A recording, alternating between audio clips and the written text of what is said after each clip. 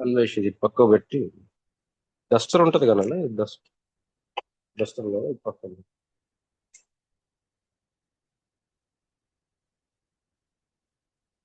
రండి దేవుని యొక్క వాక్యంలో నుండి ఈ రాత్రికాల ధ్యానం నిమిత్తమై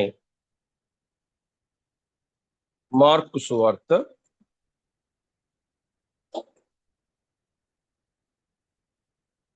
1వ అధ్యాయం. Marks gospel chapter 1. మార్కు సువార్త 1వ అధ్యాయం.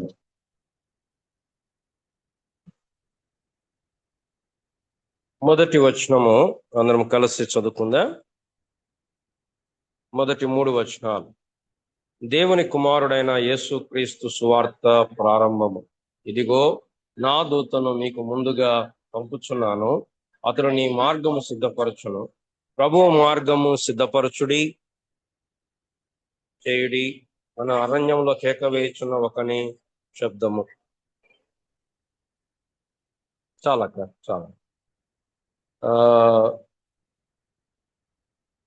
15వ వచనం, 14-15 వచనం కలిసి చదువుకుందాం. చెరపట్టబడిన తర్వాత యేసు కాలము సంపూర్ణమై ఉన్నది, దేవుని రాజ్యము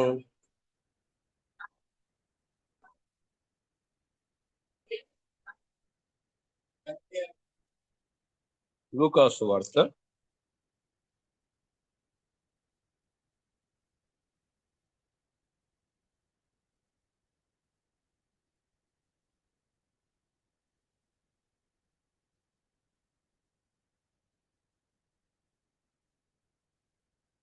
20వ అధ్యాయము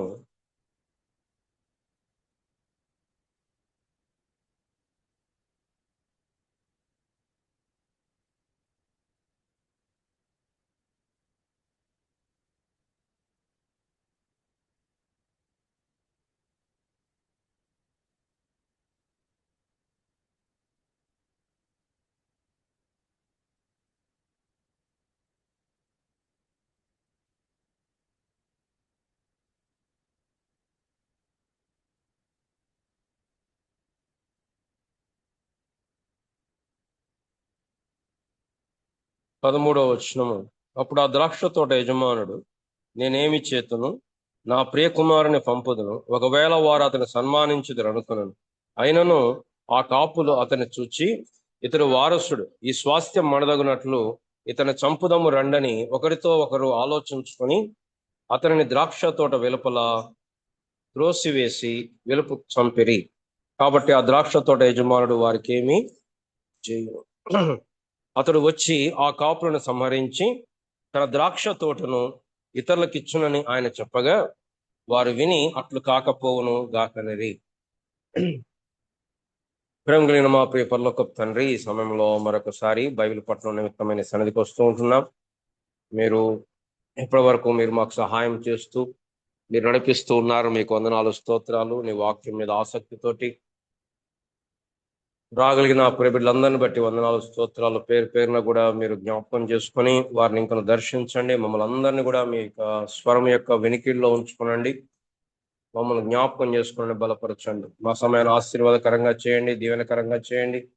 నిలబడుచున్న మీ దాసుని మీరు జ్ఞాపకం చేసుకొని బలహీనమైనటువంటి పాత్రలో మీ మంటి ఐశ్వర్యము నింపి, మీ మంటి పాత్రలు ఐశ్వర్యం నింపి మీరు బలపరిచి వాడుకోనమని, మా సమయాన్ని మీకు మహిమకరంగా మాకు ఆశీర్వాదకరంగా చేయమని యేసు ప్రభు నామమున ప్రార్థిస్తున్నాం తండ్రి.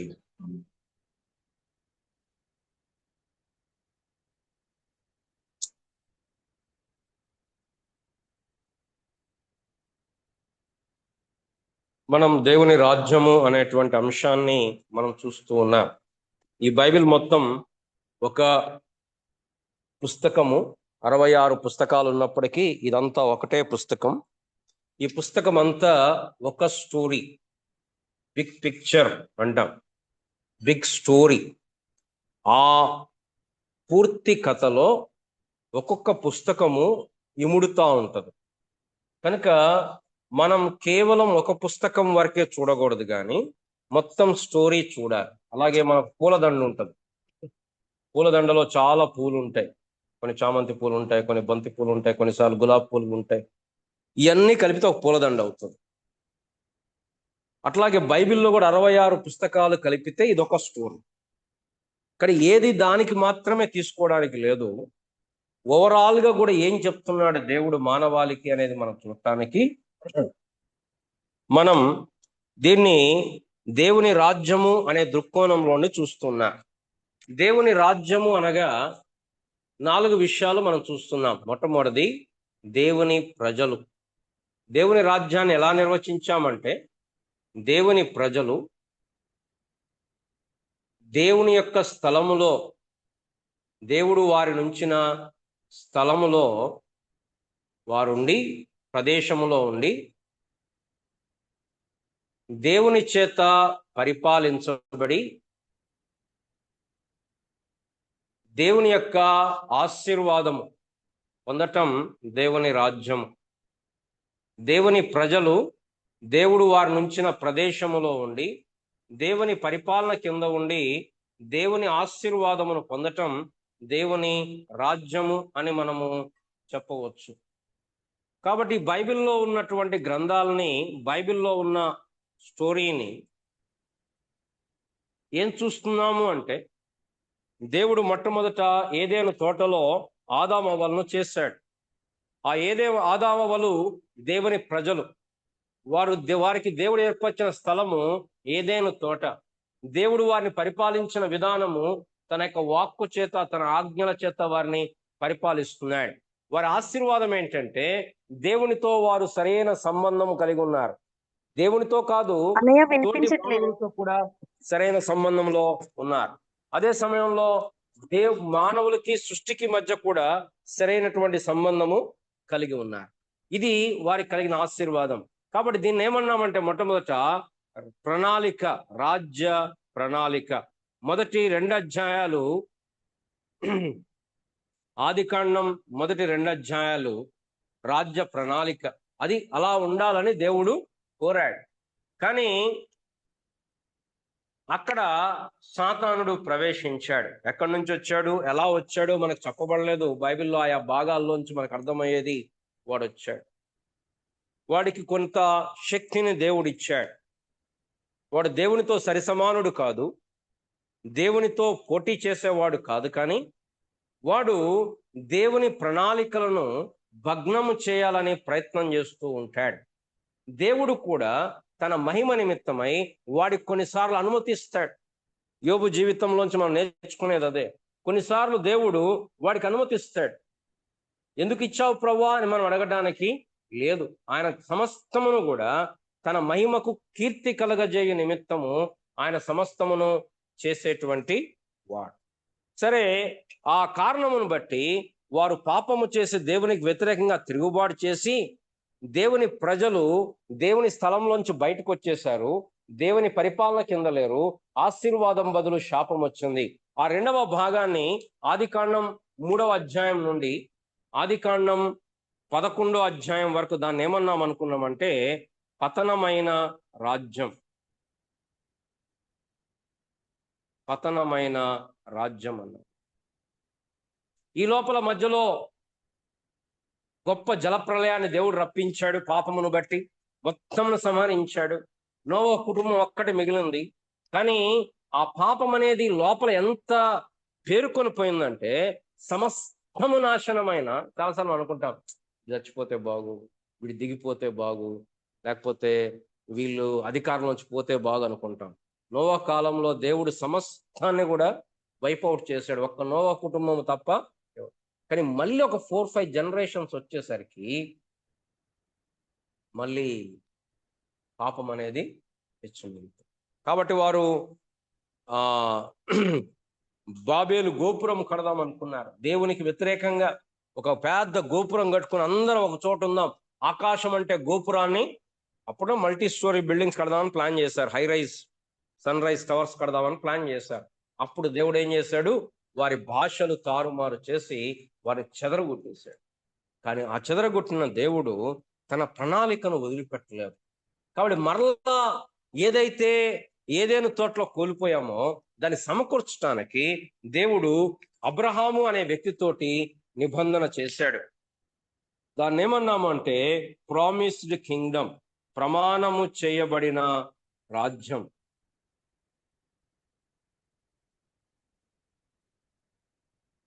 ప్రమాణము చేయబడిన రాజ్యం.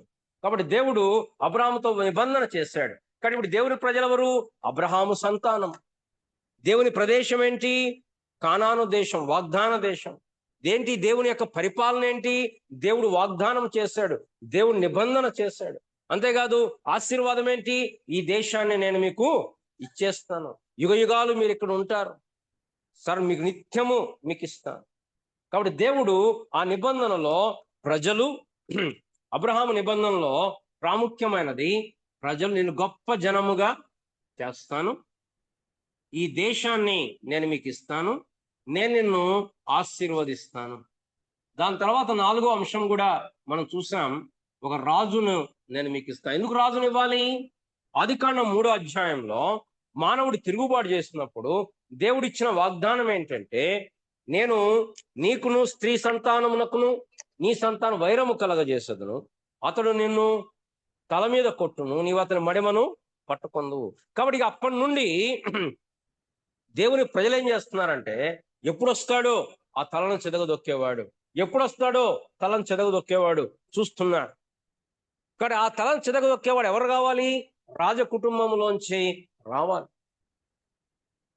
కాబట్టి దేవుడు అబ్రాహాముతో వాగ్దానం చేశాడు.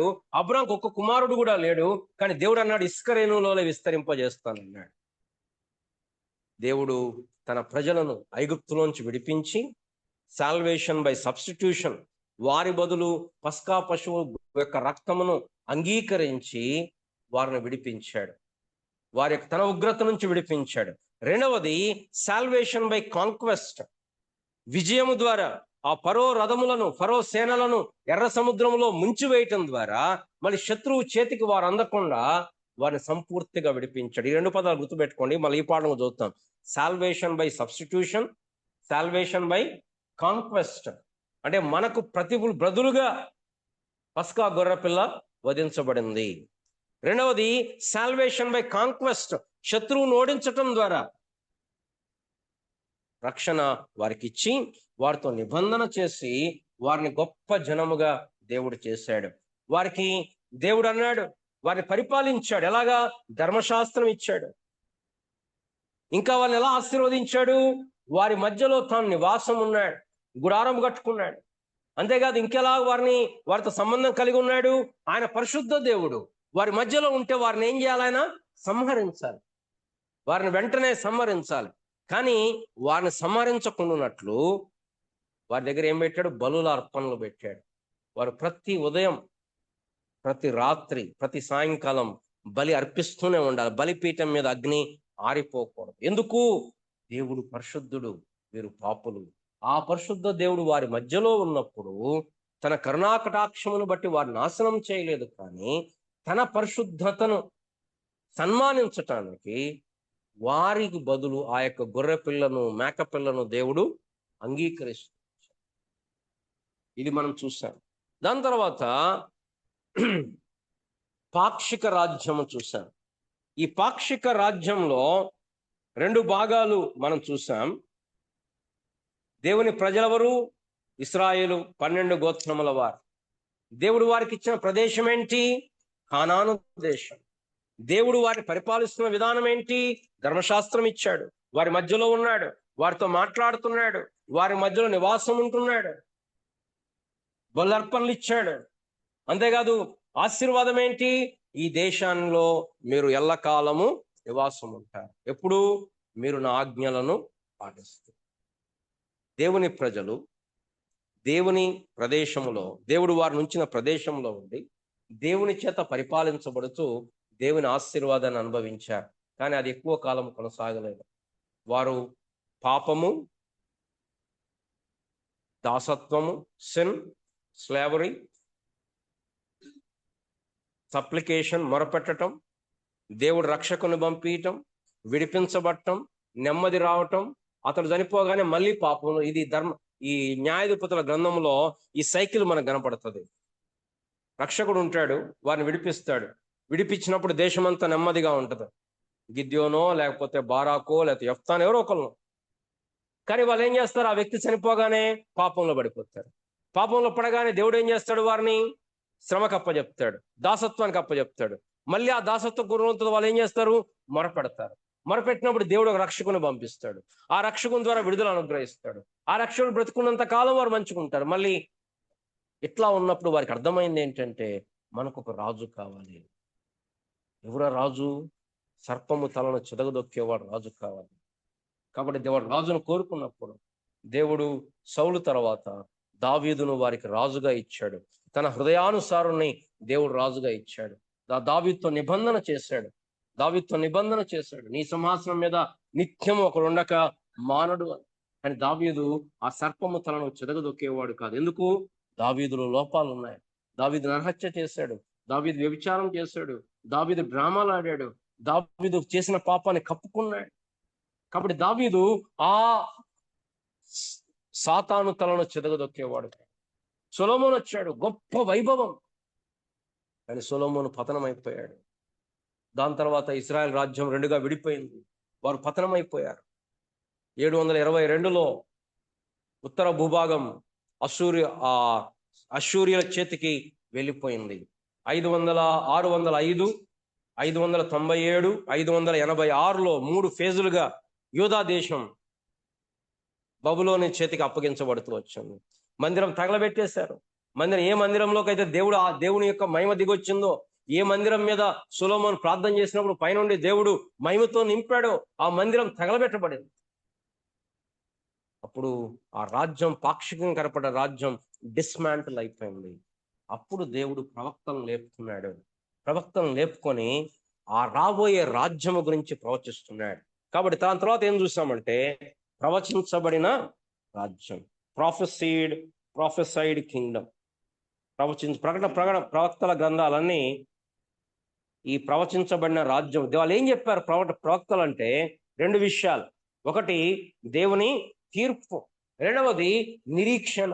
అంతేకాదు, ముఖ్యంగా యెషయా ప్రవక్త ఏం చేశాడంటే, ఓ ఇశ్రాయేలు ప్రజలారా, మీరొక్కళ్ళే కాదు దేవుని ప్రజలు, అన్యజనులు కూడా దేవుని ప్రజలే.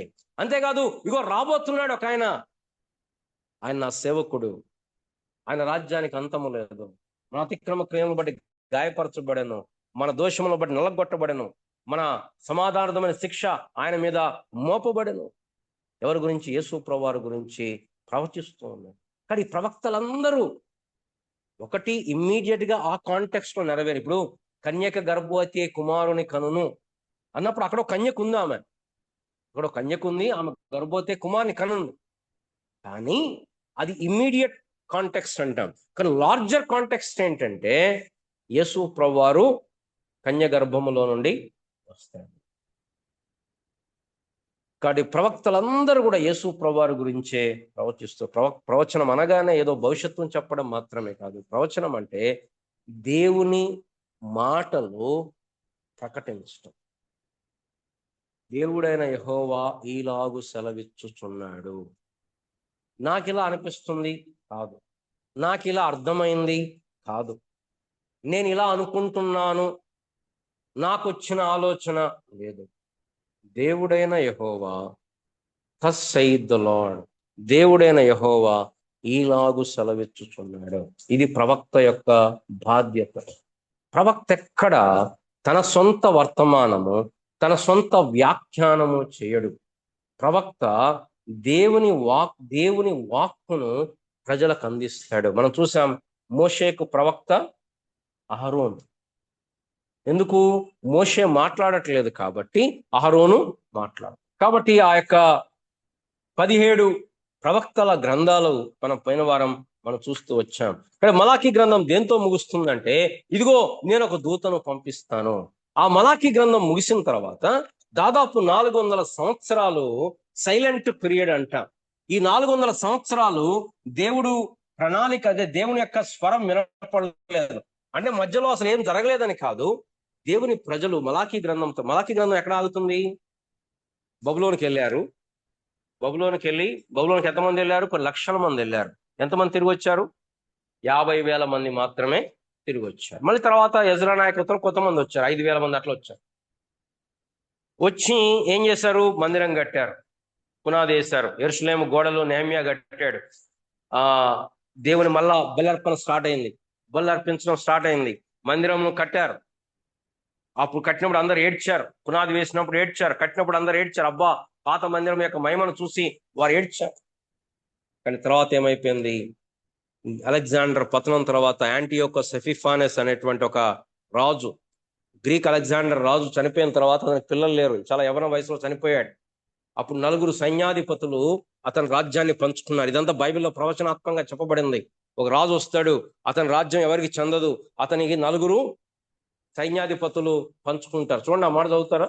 అంటే దేవుని యొక్క వాక్యము ఎంత చక్కగా చెప్పబడిందో. దానియేలు గ్రంథం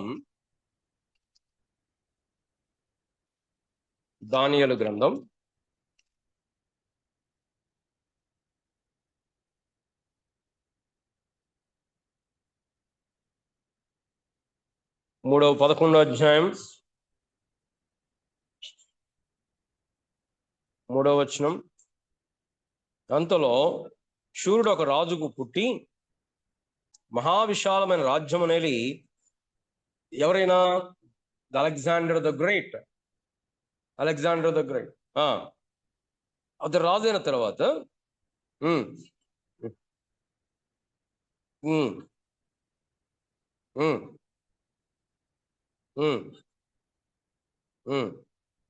కాబట్టి అతను చనిపోయిన తర్వాత రాజ్యము 4 ముక్కలైపోయింది. అలాంటి రాజ్యంలో ఒక సైన్యాధిపతి, రాజైన సైన్యాధిపతి ఎవరంటే యాంటియోకస్ ఎపిఫానెస్. మలాకీ గ్రంథం తర్వాత చెప్తున్నాను నేను. ఇది మలాకీ గ్రంథం ఎప్పుడు ముగుస్తుంది? 440లో ముగుస్తుంది. గ్రీక్ అలెగ్జాండర్ ఎప్పుడు వచ్చాడు? ఒక 100 సంవత్సరాల 300 కాలంలో అలెగ్జాండర్ వచ్చాడు. అప్పుడు ఆ చక్రవర్తి ఏం చేశాడంటే, యూదులు తిరుగుబాటు చేస్తున్నారని మక్కబీయులు అనేటువంటి గ్రంథం ఈ కాథలిక్ బైబిల్లో ఉంటుంది. మీరు చదివితే చదవండి, నేను చదివాను చాలా రోజుల క్రితం. మక్కబీయులు 1, మక్కబీయులు 2 ఉంటాయి. ఆ కాలంలో వాళ్ళు చేసిన యుద్ధాలు ఆ బైబిల్లో రాయబడ్డాయి. తర్వాత అవి దాంట్లో దేవుని మాటలు ఏమీ లేవు, మనుషుల యుద్ధాలే ఉన్నాయి. కాబట్టి ఈ ప్రొటెస్టెంట్ బైబిల్ కూర్చున్నప్పుడు దేవుని ప్రజలు ఏం చేశారంటే దాన్ని పక్కన పెట్టేశారు. సో అక్కడ యుద్ధాలు కనపడతాయి. చరిత్ర నిజమే, అబద్ధమని కాదు, బట్ అక్కడ దేవుని వాక్యం ఏమీ లేదు. కాబట్టి ఆ మక్కబీయులు ఏం చేశారంటే, ఇక ఒకరి తర్వాత ఒకరు యుద్ధం చేస్తూ వచ్చారు ఆ చక్రవర్తితోటి. ఆ చక్రవర్తి ఏం చేశారంటే మొత్తము పెద్ద సైన్యాన్ని తీసుకొచ్చి మందిరం మొత్తం పాడు చేసి బలిపీఠం మీద హేయమైన జంతువును, కొంతమంది ఏం చెప్తారంటే పందిని బలిపీఠం మీద అర్పించాడు. అంటే ఆ బలిపీఠం ఎవరు ముట్టుకోకూడదని, ఎవరు రాకూడదని దాన్ని అంత అసహ్యమైనదిగా చేశాడు. యాంటియోకస్ ఎపిఫానెస్ చేస్తాడు అని కూడా బైబిల్లో రాయబడుతూ వచ్చింది. అలా జరిగింది చరిత్ర. అలా జరిగిన తర్వాత ఇక రోమన్ సామ్రాజ్యం వచ్చింది. రోమా సామ్రాజ్యం వచ్చినప్పుడు మళ్ళా యూదులు సామ్రాజ్యంగా లేరు, కానీ వారికి ఒక ప్రత్యేకమైన జనంగా ఉంటూ కప్పం కడుతున్నారు. వారి మీద హేరోదు రాజుగా నియమించబడ్డాడు రోమా చక్రవర్తి చేత. ఈ కాలంలో యేసు ప్రభువారు జన్మించాడు. బహుశా క్రీస్తు పూర్వం 4వ సంవత్సరంలో యేసు ప్రభువారు జన్మించాడు. కనుక ఈరోజు పాఠం పేరు ఏంటంటే ప్రస్తుతం ఉన్న రాజ్యం, ప్రజెంట్ కింగ్డమ్.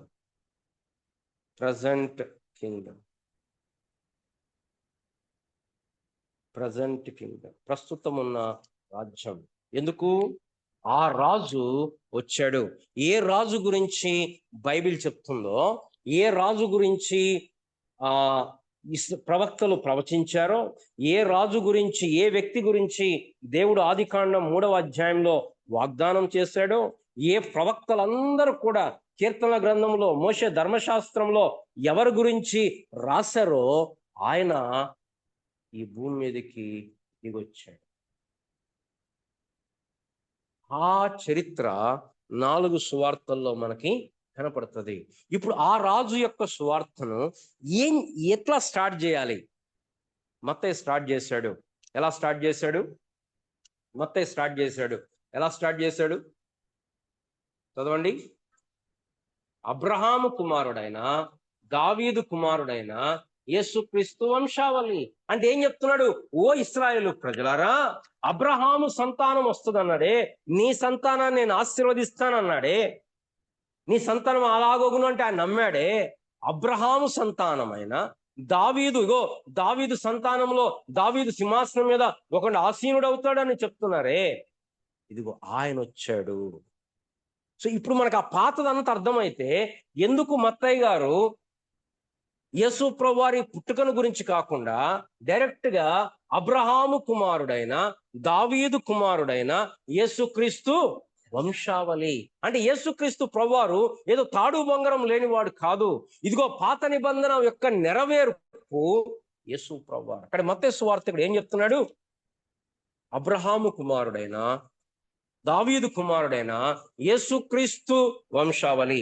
కనుకనే మత్తయి సువార్తలో యేసు ప్రభువారు ఏం కనపడతాడంటే పాత నిబంధన ప్రవచించిన మెస్సియాగా కనపడతాడు, లేదా రాజుగా కనపడతాడు. పాత నిబంధనలో చెప్పబడిన మెస్సియా రాజు. అందుకోసమే పాత నిబంధన లేఖనాలను దాదాపు 100 లేఖనాలు మత్తయి సువార్తలో రాయబడతాయి. లేఖనము నెరవేరునట్లు, లేఖనము నెరవేరునట్లు, లేఖనము నెరవేరునట్లు అనే మాట దాదాపుగా 16 సార్లు కంటే ఎక్కువ రాయబడుతూ వచ్చింది మత్తయి సువార్తలో. ఇక్కడ మత్తయి సువార్తకుడు ఏం చెప్తున్నా అంటే ఇదిగో పాత నిబంధన లేఖనాలన్నీ కూడా యేసు ప్రభువారిలో. కానీ కొత్త నిబంధన పాత నిబంధన సంబంధం లేనిది కాదు. పాత నిబంధన ప్రవచనం అయితే కొత్త నిబంధన నెరవేర్పు. పాత నిబంధన ఛాయ అయితే కొత్త నిబంధన నిజమైనది. పాత నిబంధన మోడల్, బొమ్మకారులు ఉంటాయి, మోడల్ అయితే కొత్త నిబంధన రియాలిటీ, నిజమైనటువంటిది. అది ఛాయారూపకం, ఇది నిజమైనటువంటిది.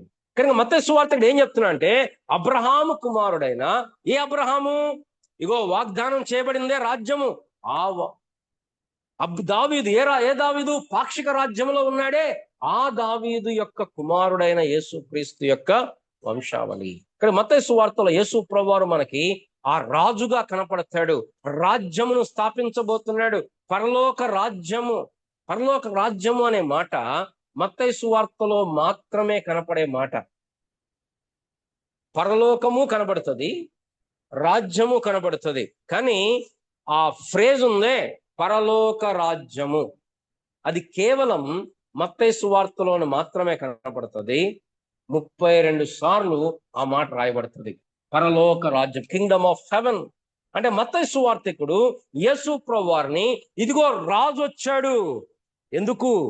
దేవుని రాజ్యాన్ని స్థాపించటానికి రాజు వచ్చాడు. ఏ రాజ్యము? ఆదికాండం మొదటి 2 అధ్యాయాల్లో ప్రణాళిక చూపించబడిన రాజ్యము పతనమైపోగా, పతనమైన రాజ్యమును దేవుడు కనికరించి ప్రమాణము చేయగా, ప్రమాణం చేయబడిన రాజ్యము మోషే కాలంలో, యెహోషువ కాలంలో, తర్వాత రాజుల కాలంలో పాక్షికముగా కనిపించి అది కూడా మళ్ళీ పతనమైపోగా దేవుడు ప్రవక్తల చేత ప్రవచించబడి ఇప్పుడు ఆ రాజ్యము దిగొచ్చింది. యేసు ప్రభువారి వర్తమానం ఏంటి? దేవుని రాజ్యము సమీపించి ఉన్నది. దేవుని రాజ్యం, the God's kingdom has come. దేవుని రాజ్యము సమీపించి ఉన్నది. ఎవరు? ఎందుకు? ఆ రాజు వచ్చాడు. ఏ రాజు అయితే సర్వలోకానికి సృష్టికర్త, ఏ రాజు అయితే పాత నిబంధనలో ఛాయగా ఉన్నాడో, ఏ రాజు అయితే తన ప్రజలను విడిపించాలని గొప్ప ప్రణాళిక చేశాడో, ఏ రాజు అయితే తన ప్రజల కొరకు ప్రాణం పెట్టడానికి సంకల్పించాడో, ఆ రాజు జగిరాగా మత్తయి సువార్తికుడు అంటున్నాడు అబ్రహాము కుమారుడైన దావీదు కుమారుడైన యేసుక్రీస్తు వంశావళి. మార్కు సువార్తికుడు ఎలా స్టార్ట్ చేస్తున్నాడు గాస్పల్ అంటే ఇదిగో నా దూతను నీకు ముందుగా పంపిస్తాను అన్నాడే, ఆయన వచ్చాడు. చూడండి మార్కు సువార్త 1వ అధ్యాయం. దేవుని కుమారుడు యేసుక్రీస్తు సువార్త ప్రారంభం. ఇదిగో నా దూతను నీకు. ఎవరి ప్రవచనం ఇది? ఇక్కడ 2 ప్రవచనాలు, యెషయా ప్రవక్త అని రాశాడు, కానీ మలాకీలో కూడా ఇదిగో నా దూతను నీకు ముందుగా పంపుచున్నాను. ఏ ప్రవచనంతో పాత నిబంధన ముగించబడిందో ఆ ప్రవచనంతో మార్క్ స్టార్ట్ చేస్తున్నాడు. మార్క్ ఏమని చెప్తున్నాడు? ఇగో యెషయా గ్రంథంలో నా సేవకుడు నా సేవకుడు నా సేవకుడు అని చదువుతామే, ఆ సేవకుడు ఇక్కడ వచ్చాడు. పాత నిబంధనకి సువార్తికులు లింక్ చేస్తున్నారు. పాత నిబంధన పూర్తి పక్కన పెట్టట్లా, పాత నిబంధనకు ఎలా కొత్త నిబంధన వర్తిస్తుందో చెప్తున్నారు. లూకా సువార్తికుడు ఏం చెప్తున్నాడు? లోకరక్షకుడు. యేసు ప్రభువారు కేవలం యూదుల రక్షకుడు కాదు, ఆయన యూదులకు రాజు మాత్రమే కాదు, లోకరక్షకుడు. కాబట్టి లూకా సువార్త అన్యజనులకు కూడా రాయబడినటువంటి సువార్త. యోహాను భక్తుడు ఎక్కడ స్టార్ట్ చేస్తాడు? ఆది కాండం ఎలా స్టార్ట్ అవుతుందో, ఆది యందు దేవుడు భూమి ఆకాశమును సృజించను అని ఆది కాండం స్టార్ట్ అయితే, యోహాను సువార్తకు రాస్తున్నాడు ఆది యందు వాక్యం ఉండను, వాక్యము దేవుని యొద్ద ఉండను, వాక్యము దేవుడై ఉండను. అంటే పిల్లరా, మీరు ఏం గమనించాలంటే, ఈ నలుగురు సువార్తికులు యేసు ప్రభువారిని పాత నిబంధన నుంచి క్యారీ అవుట్ చేస్తూ, ఆ పాత నిబంధన యేసు ప్రభువారు ఎలా నెరవేరిందో, పాత నిబంధన లేఖనములన్నీ కూడా యేసు ప్రభువారిలో నెరవేరుతూ వచ్చాయి. ఎందుకు? యేసు ప్రభువారు ధర్మశాస్త్రమును 100% ఎక్కడ తేడా లేకుండా పాటించిన. ధర్మశాస్త్రంతో వచ్చిన చిక్కేంటి? నువ్వు 100 ఆజ్ఞల్లో 99 పాటించి ఒక్కటి పాటించకపోయినా ఫెయిల్. కానీ యేసు ప్రభువారు ధర్మశాస్త్రమును 100% పాటించి నీతిని సంపాదించుకొని, ఆ కలువరి శిలువలో మన పాపము ఆయన మీద మోపబడగా, మనకు బదులు మన స్థానంలో శిక్ష అనుభవించి, ఆయన నీతిమంతమైన జీవితము ద్వారా పరిశుద్ధమైన ధర్మశాస్త్రమును పాటించి తెచ్చుకున్న నీతిని నీకు నాకు ధరింపచేశాడు. ఇది మన సొంత నీతి కాదు, దేవుని నీతి. మన సొంత నీతి మురికి పేలికలు. మన క్రియల ద్వారా, మన దాన ధర్మాల ద్వారా, మన మంచి క్రియల ద్వారా మనం సంపాదించుకునే నీతి మురికి పేలికలు. అందుకోసమే ఎవరు అతిశయపడ వీలు. ఎందుకు? ఎవరు మన సొంతంగా ఏం తీసుకురాలా, దేవుడిచ్చింది ధరించుకున్నాం. ఆ యొక్క పాత నిబంధన ఆది కాండంలో ఎట్లా చర్మపు చొక్కాయలు తొడిగించాడో, కొత్త నిబంధనలో ఆ నీతి వస్త్రమును తొడిగించాడు. కాబట్టి యేసు ప్రభువారు కొత్త నిబంధనలో పాత నిబంధన యొక్క నెరవేర్పు, ప్రతి లేఖనము యేసు ప్రభువారిలో నెరవేరుతూ వచ్చింది. Is the culmination of all the prophecies. ప్రతి ప్రవచనానికి కూడా ఆయన నెరవేర్పుగా మనకి కనపడుతూ ఉన్నాడు. వచ్చాం. కనుక ఈ సువార్త అనేది యేసు ప్రభువారి రాజ్యమును గురించినటువంటి సువార్త. ఇప్పుడు ఆ రాజు దిగొచ్చాడు. ఎలా వచ్చాడు? మానవ రూపంలో వచ్చాడు. మానవ రూపంలో వచ్చాడు. 100% దేవుడు, 100% మానవుడు. ఆయనలో ఎటువంటి పాపము అనేది లేదు. కనుక పాత నిబంధన వాగ్దానం అయితే, కొత్త నిబంధన దాని యొక్క నెరవేర్పు. అంటే యాజ్ ఇట్ ఈజ్ కాదు, క్రీస్తులో నెరవేర్పు. క్రిస్టోలాజికల్ ఫుల్ఫిల్మెంట్ అని చెప్పంట. కాబట్టి దేవుని వాగ్దానములన్నీ కూడా యేసు ప్రభువారిలో నెరవేరుతున్నాయి. దేవుని రాజ్యం అంటే ఏం చూస్తున్నాం? దేవుని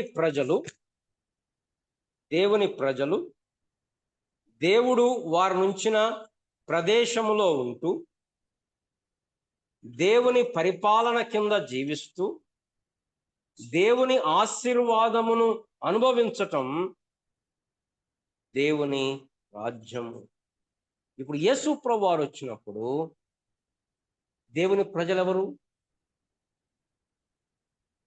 యేసు ప్రభువారే దేవుని ప్రజ. ఎవరు యేసు ప్రభువారు? కడపటి ఆదాము. మొదటి ఆదాము మన తండ్రి. మొదటి ఆదాము పడిపోయాడు, మనమందరము పడిపోయాం. ఇప్పుడు ప్రధానమంత్రి ఒక దేశానికి వ్యతిరేకంగా యుద్ధం ప్రకటిస్తాడు. నాకు సంబంధం లేదు, నాకు ఆయన ఇష్టం లేదు అంటే కుదరదు. మనం కూడా యుద్ధంలో ఉన్నాం. ఆదాము పడిపోయాడు, మనమందరము పడిపోయాం. రోమాపత్రిక 5, ఇది మనకు బాగా అర్థం కావాల్సిన సంగతి. రోమాపత్రిక 5వ అధ్యాయం, రోమాపత్రిక 5వ అధ్యాయం 12వ వచనం. ఇట్లుండగా గమనించండి, ఒక మనుష్యుడు, వన్ మ్యాన్. ఎవరా వన్ మ్యాన్? ఆదాం. ఆదాం ఏం చేశాడు? ఒక మనుషుని పాపము చేశాడు. ఈ పాపము ద్వారా మరణం వచ్చింది. ఈ పాపము ఆయనకొక్కడికి పరిమితం కాల, ఈ పాపం అందరికీ కూడా వ్యాపించింది. చూడండి, ఆ మాట అక్కడ ఉంది, రాయబడింది కదా.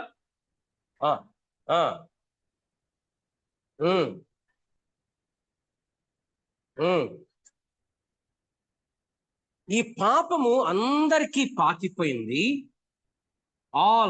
అందరు మానవాళికి పాకి వీళ్ళందరూ కూడా ఎక్కడికి వచ్చారు అంటే మరణంలోకి వచ్చేసారు. ఈ మరణము మీరు తర్వాత ఇంటికి వెళ్ళి దయచేసి 5వ అధ్యాయం 19 నుంచి 12 నుంచి 21 వరకు మీరు చదివితే ఈ టర్మినాలజీ చాలా ఇది చాలా critical and very important passage to understand our salvation, మన రక్షణ గురించి అర్థం కావటానికి. సరే, ఆ పాపం అంట ఏలిందంట. పాపం ఏమన్నాడు? మరణం అందరికీ సంప్రాప్తమాయను అన్నాడు కదా, సంప్రాప్తమాయను అన్నాడు. దాని తర్వాత కింద అంటాడు మరణము ఏలను. 14వ వచనంలో ఆదాము మొదలుకొని మోషే వరకు మరణము ఏలుతా ఉంది. అంతేకాదు ఈ ఒక్కని పాపం వలన ఏమైపోయింది? అందరూ అపరాధులైపోయారు, అందరూ పాపులైపోయారు. అందుకోసమే 16వ వచనంలో అంటాడు అనేకమైన అపరాధములు. చూసారా మాట? గమనించారా? ఈ ఒక్క పాపము అక్కడితో ఆగలే, అందరినీ పాపులు చేస్తే వీళ్ళందరూ పాపం చేశారు, అనేకమైన అపరాధము. ఇది మొదటి ఆదాములో పరిస్థితి. ఇప్పుడు రెండవ ఆదాము వచ్చాడు, కడపటి ఆదాము, లాస్ట్ ఆడమ్, కడపటి ఆదాము. ఎవరా కడపటి ఆదాము? యేసుక్రీస్తు ప్రభువారు కదా. లేఖనమే చెప్తుంది కదా. రండి, కొరింథీయులకు రాయబడిన మొదటి పత్రిక 15వ అధ్యాయము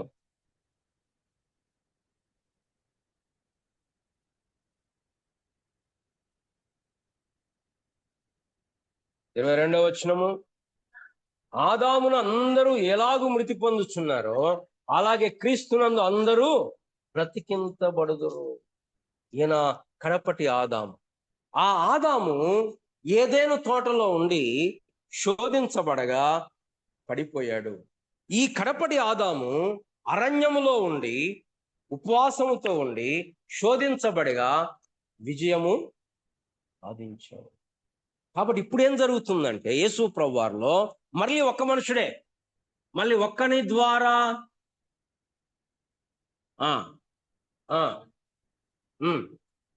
రోమాపత్రిక 5వ అధ్యాయం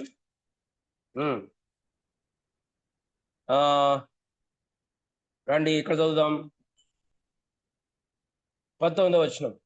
ఏలయనగా ఒక మనుషుని అవిధేయత వలన, ఇక్కడ మీరు రాసుకోవచ్చు తర్వాత, పాపము, అనేక అపరాధములు, అవిధేయత.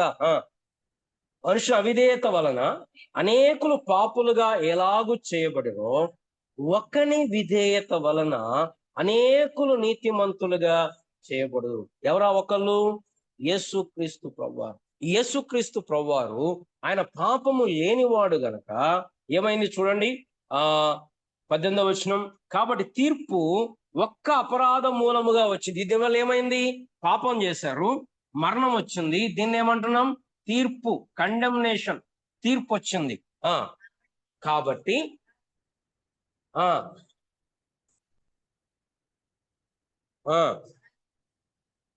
ఒక్క పుణ్యకార్యము, మన తెలుగులో భాష మారిపోయింది కానీ ఇంగ్లీష్ లో ఉంది రైచియస్ యాక్ట్, నీతి కార్యము.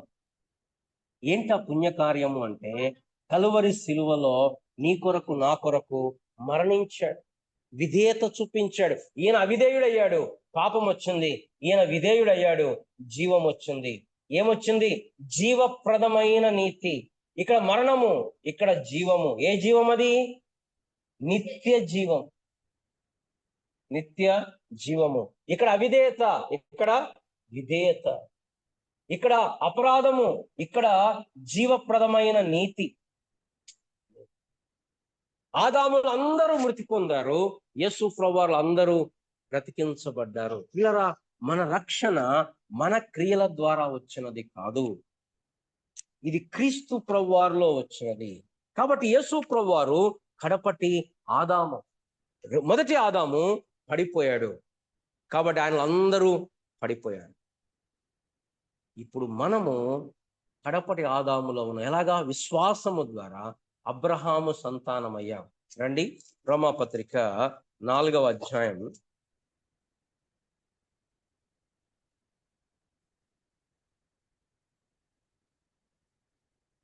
12వ వచనం. మరియు సున్నతి గల వారికి తండ్రి అగుటకు 11వ వచనం కూడా. మరియు సున్నతి లేని వారైనను నమ్మిన వారికి అందరికీ అతడు తండ్రి అగుట వలన నీతి ఆరోపించుటకై అతడు సున్నతి పొందక మునుపు తన కలిగిన విశ్వాసం వలన నీతికి ముద్రగా సున్నతి అను గుర్తి పొందడు. మరియు సున్నతి గల వారి తండ్రికి అగుటకు అనగా సున్నతి మాత్రం పొందిన వారు కాక మన తండ్రి అయిన అబ్రాహాము సున్నతి పొందక మునుపు అతనికి కలిగిన విశ్వాసము యొక్క అడుగు జాడలను బట్టి నడుచుకొను వారికి తండ్రి అగుటకు ఆయన గుర్తు పొందను. కాబట్టి ఆయన అబ్రహాము ఇప్పుడు మనకు తండ్రి అయ్యాడు. సున్నతి లేదు మనకి, కానీ తండ్రి అయ్యాడు. ఎందుకు? ఆ విశ్వాసము యొక్క అడుగు జాడలలో. చూడండి 16వ వచనం. ఆ హేతువు చేత ఆ వాగ్దానము యావత్ సంతతికి, అనగా ధర్మశాస్త్రము గల వారికి మాత్రము కాక, అంటే ఇశ్రాయేళ్లకు మాత్రము కాక అబ్రహాముకున్నటి విశ్వాసము గల వారికి కూడా దృఢము కావాలనని కృపను అనుసరించినదే ఉండునట్లు అది విశ్వాస మూలముగా. చూడండి 4వ అధ్యాయం 23వ వచనం. అందుచేత, ఎందుచేత? విశ్వాసం ఉంచుడు చేత అది అతనికి నీతిగా ఎంచబడను. అది అతనికి ఎంచబడినని అతని నిమిత్తం మాత్రమే కాదు గాని మన ప్రభువైన అయిన యేసును మృతులను లేపిన వాని విశ్వాసం ఉంచిన మనకును ఎంచబడునని మన నిమిత్తము కూడా మనం నీతిమంతులమయ్యాం. కారణం ఏంటి అంటే విశ్వాసము తప్ప ఇంకో కారణము లేనే లేదు. That should be settled. చాలాసార్లు వింటుంటాం, మా పూర్వీకులు ఇలా చేశారు, మేము ఇలా చేస్తాం, కాబట్టి దేవుడు మా కుటుంబాన్ని ఏర్పాటు చేసుకున్నాడు, కాబట్టి కాబట్టి కాబట్టి లేదు. మనమందరం కూడా కృపచేత రక్షించబడిన పాపులం తప్ప ఎవ్వరూ అతిశయించటానికి ఏమీ లేదు. There is no ground for boasting. అందుకని పౌలు గారు అంటాడు, ప్రభు అయిన యేసుక్రీస్తు సిలువయందు తప్ప మరి దేని యందును అతిశయించడం. నాకు ఒక విషయం చెప్పి నేను ముగిచేస్తాను. యేసు ప్రభు వారు కడపటి ఆదాం మాత్రమే కాదు, అంటే ఏం చెప్తా, మొట్టమొదటి చెప్తున్నాను, దేవుని ప్రజలెవరంటే యేసు ప్రభు వారు. యేసు ప్రభు వారిలో మనము దేవుని ప్రజలు. రెండవది, యేసు ప్రభు వారు నిజమైన ఇశ్రాయేలు. వారు శరీర సంబంధమైన ఇశ్రాయేలు. యేసు ప్రభు వారు నిజమైన ఇశ్రాయేలు. ఇశ్రాయేల్ గురించి ఏ రాయబడింది? నా కుమారుడు. యేసు ప్రభు వారి గురించి నా ప్రియ కుమారుడు. ఇశ్రాయేలు ప్రజలు ఐగుప్తు దాసత్వంలో ఉండగా దేవుడు వారిని విడిపించాడు. యేసు ప్రభు వారు పుట్టిన తర్వాత ఐగుప్తులో పారిపోగా ఐగుప్తులో నుండి పిలువబడ్డాడు. ఇశ్రాయేలు ప్రజలు అరణ్యములో శోధించబడి వారు సనిగి మరణించారు. యేసు ప్రభు వారు అరణ్యములో శోధించబడి ఆహారం లేకుండా, వాళ్ళు ఆహారం లేకుండా శోధించబడ్డారు. కానీ వాళ్ళు ఏం చేశారు? ప్రభు మీద సనిగారు. ఆహారం ఏది? నీళ్ళేది? ద్రాక్షరసం ఏది? లేకపోతే ఇంకేది? మాంసం ఏది? కానీ ఈ నిజమైన ఇశ్రాయేలు సనగలేదు. ఈ నిజమైన ఇశ్రాయేలు ఏం చెప్పాడు? మనుషుడు రొట్టె వలన మాత్రము కాదు గాని దేవుని నోటి నుండి వచ్చి ప్రతి మాట వలన జీవించను. ఇశ్రాయేలు దేంతో పోల్చబడింది? ద్రాక్షవల్లితో పోల్చబడింది. యెషయా గ్రంథం 5వ అధ్యాయం చూస్తారా ఒకసారి? ఒక 5 నిమిషాలు. యెషయా గ్రంథం 5వ అధ్యాయం. యెషయా గ్రంథం 5వ అధ్యాయం. వచ్చే వారం కూడా ఈ పాఠాన్ని కంటిన్యూ చేద్దాం. యెషయా గ్రంథం 5వ అధ్యాయం. అక్కడ ఇశ్రాయేలు గురించి ద్రాక్ష తోట, ద్రాక్ష వల్లి అని చెప్పి, అతని నా ప్రియుని గురించి పాడెదను వినుడి, అతడి ద్రాక్ష తోటను బట్టి నాకిష్టుడైన వాని గురించి పాడెదను వినుడి. ఓకే, అదంతా చదువుతారు కదా, మీకు తెలుసు బాగా. 4వ వచనం, నా ద్రాక్ష తోటకు చేసిన దానికంటే మరి ఏమి దానికి చేయగలను? ఆ ద్రాక్ష పండ్లు కాయనని నేను కనిపెట్టినప్పుడు కారు ద్రాక్షలు కాయటకు కారణమేమి? ఆలోచించుడి. ఎవరు ద్రాక్ష తోట? ఇశ్రాయేలు ప్రజలు. కానీ ఆ ప్రజలు, ఆదాము తప్పిపోయాడు. దేవుడు 12 గోత్రాలు ఇశ్రాయేలు ప్రజలను ఏర్పాటు చేసుకున్నాడు, వారితో నిబంధన చేశాడు, వారు తప్పిపోయారు. ఇప్పుడు ఫైనల్గా ఎవరు వచ్చారు? యేసు ప్రభువారు వచ్చాడు. పూర్వకాలం ముందు నానా విధములుగా నానా సమయములలో తన ప్రవక్తల ద్వారా మనతో మాట్లాడిన దేవుడు ఈ దినములు అంతమందు తన కుమారుని ద్వారా ఆయన దిగొచ్చాడు. ఇప్పుడు ఆయన పడిపోవడం లేదు. ఇశ్రాయేల్ వారు పడిపోయారు, కానీ ఇప్పుడున్న యేసు ప్రభువారు పడిపోయేవాడు. నిజమైన ద్రాక్షవల్లి యేసు ప్రభువారు అన్నాడు, నేను నిజమైన ద్రాక్ష. ఎందుకు నిజమైన ద్రాక్షవల్లి అనాలా? అక్కడ ఇంకో ద్రాక్షవల్లి ఉంది. ఎవరాళ్ళు? శరీర సంబంధమైన ఇశ్రాయేలు. వారు ఏం చేస్తున్నారు? కారు ద్రాక్షలు కాలుస్తున్నారు. వారు దేవుని యొక్క నిబంధనలు లేరు. కాబట్టి యేసు ప్రభువారు అన్నాడు, నేను నిజమైన ద్రాక్షవల్లిని, నా యందు నిలిచి ఉండండి, నా నుంచి దూరం పోకండి మీరు. స్టే అబైడ్ ఇన్ మీ, నాలో నిలిచి ఉండండి, అప్పుడు మీరు ఫలిస్తారు. అగో ఇశ్రాయేలు నాలో నిలిచి లేదు, ఫలించట్లేదు. యేసు ప్రభువారు మొట్టమొదటి చేసిన అద్భుతం ఏంటి? నీళ్లను ద్రాక్షారసము. పాత ద్రాక్షారసం అయిపోయింది. పాత ద్రాక్షారసంలో రుచి లేదు. యేసు ప్రభువారు కొత్త ద్రాక్షారసం తెచ్చాడు, అది రుచికరమైంది. కాబట్టి ఆ అద్భుతం ఏం చూపిస్తుందంటే నూతన శకం ఆరంభమైంది, పాత శకం గతించిపోయింది. అంతేగాని ఆ అద్భుతము మనం ఇంట్లో ఏదైనా ఫంక్షన్ చేసుకుంటే, భోజనాలు అయిపోతే ప్రభు దగ్గరకు వస్తే భోజనాలు సరిపోతాయి, కొత్తగా వస్తాయి కాదు. ఆ కాంటెక్స్ట్ కాదు అది. అక్కడ కాంటెక్స్ట్ ఏంటంటే యేసు ప్రభువారు నిజమైన ద్రాక్షవల్లి, నూతన ద్రాక్షారసం. పాత ఇశ్రాయేలు పక్కకు పెట్టబడింది, నూతనమైన ఇశ్రాయేలు. ఇప్పుడు మనకున్న గొప్ప ఆధిక్యత ఏంటంటే అన్యజనులమైన మనము ఆ ద్రాక్షవల్లికి అతుక్కుపట్టాలి. కాబట్టి నూతన ఈ రాజ్యము, ఈ రాజుగారు వచ్చి ప్రవచించిన రాజ్యం. ఎవరయ్యా దేవుని ప్రజలు అంటే యేసు ప్రభువారే దేవుని యేసు ప్రభువారే మొదటి 2 కడపటి ఆదాము. యేసు ప్రభువారే నిజమైన ఆత్మీయమైన ఇశ్రాయేలు. ఆ రాజ్యము వారి నుంచి. ఇప్పుడు మనం చదివాము ఒక ఉపమానం. ఏది? ద్రాక్ష తోట కాపు ఆ యజమానుడు తన దాసులను పెట్టి వెళ్ళిపోయాడు. ప్రవక్త తన దాసులను పంపించాడు. ఫస్ట్ చూడండి, అది చదివి మనం ముగిచ్చేద్దాం. లూకా సువార్త. అక్కడ రాజ్యం అనే పదం లేదు, కానీ మొత్తం మీద అదే అంశం. లూకా సువార్త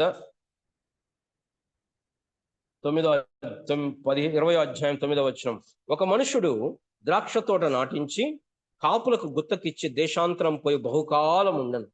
పంట కాలమందు ఆ ద్రాక్ష తోట పంటలో తన భాగమేమని ఆ కాపుల యొద్దకు దాసుని పంపగా ఆ కాపులు వాని కొట్టి వట్టి చేతులతో పంపివేసిరి. అతను మరొక దాసును పంపగా వారిని కొట్టి అవమానపరిచి వట్టి చేతులు పంపివేసిరి. అతను 3వ వాని పంపగా వారిని గాయపరిచి వెలుపల తోసివేసిరి. అప్పుడు ఏం చేశాడు? తన ప్రియ కుమారుని పంపించాడు. ఇలాంటి ఉపమానమే 16వ అధ్యాయం, లూకా సువార్త 16వ అధ్యాయం 16 కాదు,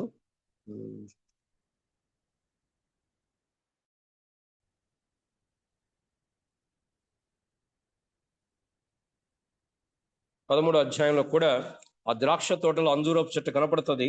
ఇదిగో ఈ చెట్టు నేను తీసివేస్తాను అంటే అక్కడ యజమానుడు బతిమిలాడాడు, ఇంకా ఫలం ఇస్తదేమో అని. చూడండి 13వ అధ్యాయం. వద్దొద్దు, ఇప్పుడు చదవద్దులేండి, అది మనకు తెలుసు. అది లూకా సువార్త 13వ అధ్యాయం 28వ వచనం. అబ్రహాము, ఇస్సాకు, యాకోబులను సకల ప్రవక్తలను దేవుని రాజ్యంలో ఉండుటయు మీరు వెలుపలకి త్రోయబడుటయు మీరు చూచినప్పుడు ఏడ్చుచు పండ్లు కొరుకుచుందరు. మరియు జనులు తూర్పు నుండి, పడమర నుండి, ఉత్తరం నుండి దక్షిణం నుండి వచ్చి దేవుని రాజ్యమందు కూర్చుంది. ఆ రాజ్యము వారి యొద్ద నుండి తీసివేయబడింది. ఆ రాజ్యము తన ఫలం ఇచ్చేటువంటి ప్రజలకు ఇవ్వబడుతూ వచ్చింది. ఎవరు ఆ ప్రజలు? యేసు ప్రభు. కనుక పిల్లరా, మన యొక్క ఐడెంటిటీ, మనకి పౌలు పత్రికలు చూస్తే క్రీస్తునందు మిమ్మల్ని ఏర్పరచుకున్నాను, క్రీస్తునందు మీ జీవం దాచబడి ఉంది, క్రీస్తుతో కూడా, క్రీస్తునందు.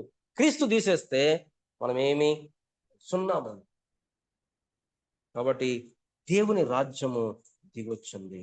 Imagine that celebration. The creator of the heaven and earth took the form of human being and came. అసలైన రాజు, అసలైన నాయకుడు భూమి మీదకి దిగొచ్చాడు, ఈ శరీరంలో ఉన్నాడు. కారణం ఏంటి అంటే, నిన్ను నన్ను ప్రేమించి నీ కొరకు నా కొరకు బలిగా. పొద్దున చూసాం, ఇంతకుముందు అనుకున్నాం, సాల్వేషన్ బై సబ్స్టిట్యూషన్. మనకు బదులు మన స్థానంలో మరణించాడు. Salvation by conquest. ఆ సిలువను తిరిగి లేవటం ద్వారా ప్రధానులను, అధికారులను నిరాయుధులుగా చేసి, బాటముగా పట్టి తెచ్చి, వేడుక కనపరిచి, ఆ పాపపు రుణపత్రాన్ని తీసివేసి తుడిచివేసి, మనకు అడ్డు లేకుండా తొలగించి, జయోత్సవముతో వేడుకకు, ఓ మరణమా నీ ముల్లెక్కడ, ఓ సమాధిని. ఇది నూతన నిబంధన యొక్క కల్మినేషన్. అయితే ఆ రాజ్యము వెంటనే రాదు. ఆ రాజ్యము ఇంకా టైం ఉంది. పిలాతు అన్నాడు, నా రాజ్యం ఈ లోక సంబంధమైనది కాదు, నా లోక సంబంధం అయితే నా సేవకులు వచ్చి పోరాడతారు. ఆ రాజ్యం వచ్చింది, కానీ పూర్తిగా రాలేదు. దానికి టైం ఉంది. ఆయన మరలా రాబోతాడు. మరి వచ్చే వారం మనం ఈ రాజ్యంలో ఆ ప్రదేశం అంటే యేసుప్రభు వారే, దేవాలయం ఆయనే, స్వాస్థ్యం ఆయనే, గుడారం ఆయనే, పరిపాలన ఆయన, నూతన నిబంధన ఆయన, రాజు ఆయన, ఆశీర్వాదం ఎవరు? యేసు ప్రభు వారిలోనే ఆశీర్వాదం. యేసు ప్రభు లేకుండా ఆశీర్వాదము. వచ్చే వారం మనం ఈ సంగతులు చూసుకుందాం. రండి, ప్రార్థన చేసుకుందాం. ఆ దేవుని రాజ్యంలో మనల్ని పాలివారిగా చేసినందుకు ప్రభుకు మనం కృతజ్ఞతాస్తుతులు చెల్లింపబద్ధులమై ఉన్నా. ప్రేమ కలిగిన మా ప్రియ పరలోకపు తండ్రి, ఈ రాత్రికాల సమయంలో మరొకసారి దేవుని రాజ్యమును గురించినటువంటి సువార్తను మేము వినటానికి మీరు మాకు ఇచ్చిన కృపను బట్టి వందనాలు, స్తోత్రాలు. ప్రభా, ఈ యొక్క ప్రస్తుతం ఉన్న రాజ్యం, ఆ గడియలు ఎంత అద్భుతమైన, మహిమాన్వితమైన గడియలు ప్రభా. కొన్ని వేల సంవత్సరాలు దేవుని ప్రజలు, ఇదిగో దావీదు కుమారుడు, ఇదిగో దావీదు కుమారుడు, ఈయన దావీదు కుమారుడు కాడా, ఈయన దావీదు కుమారుడు కాడా అని చెప్పుకున్నటువంటి, ఎదురు చూస్తున్న ప్రజలు, ఆ దావీదు కుమారుడు దిగొచ్చాడు. కానీ ఆ దావీదు కుమారుడు కలువరి శిలువ మీద మా కొరకై మరణించాడు, మమ్మల్ని నీతిమంతులుగా తీర్చాడు, మమ్మల్ని పరిశుద్ధులు చేశాడు, మమ్మల్ని దేవునితో సమాధానపరిచాడు, మమ్మల్ని క్షమించాడు, మాకు నిత్య జీవ వరం ఇచ్చాడు. మొదటి ఆదాములో సమస్తం కోల్పోయిన మేము, కడపటి ఆదాములో సమస్తమును, అంతకంటే దావీదు తన సమస్తమును సంపాదించుకొని రాయబడిన రీతిలో కడపటి ఆదాములు అంతకంటే గొప్ప ఐశ్వర్యాన్ని మీరు మాకు ఇచ్చినందుకు వందనాలు, స్తోత్రాలు.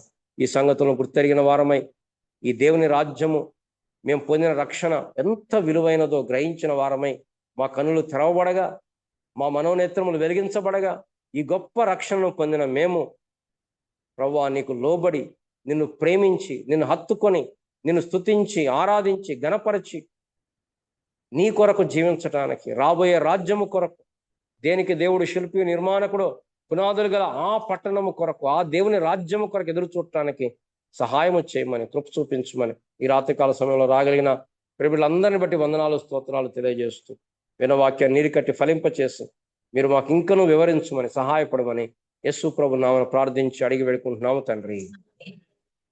మన తండ్రి అయిన దేవుని అపారమైన ప్రేమయు, ఆయన కుమారుని యేసుక్రీస్తు ప్రభువారి కృపయు, పరిశుద్ధాత్మిక శ్వాసం మనకును సకల పరిశుద్ధులకు సదాకాలంతో నడిపించును గాక.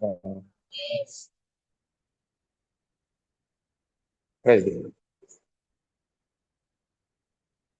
Lord. Praise the Lord. Praise Lord.